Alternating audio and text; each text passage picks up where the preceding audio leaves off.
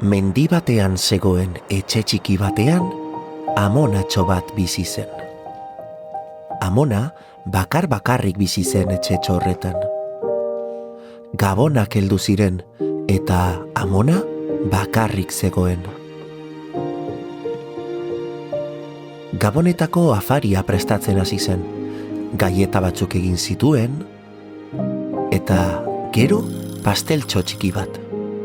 Amona oso triste zegoen, Gabonetan bakarrik zegoelako.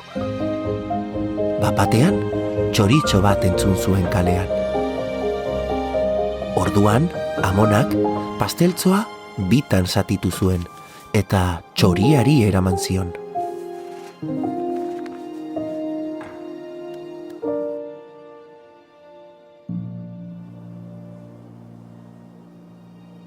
Txoritxoa, amona bakarrik zegoela konturatu zen, eta amona alaitzeko zerbait egitea pentsatu zuen. Hurrengo egunean, amonak soinu bat entzun zuen kalean, eta begiratzera joan zen. Kalean txoritxoa zegoen. Txoriak zeruko izarrak hartu eta amonaren etxe ondoan zegoen zuhaitza apaindu zuen.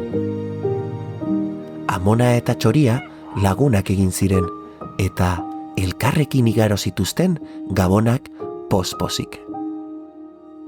Gogoratu, Gabonetan elkarrekin egotea da oparirik onena.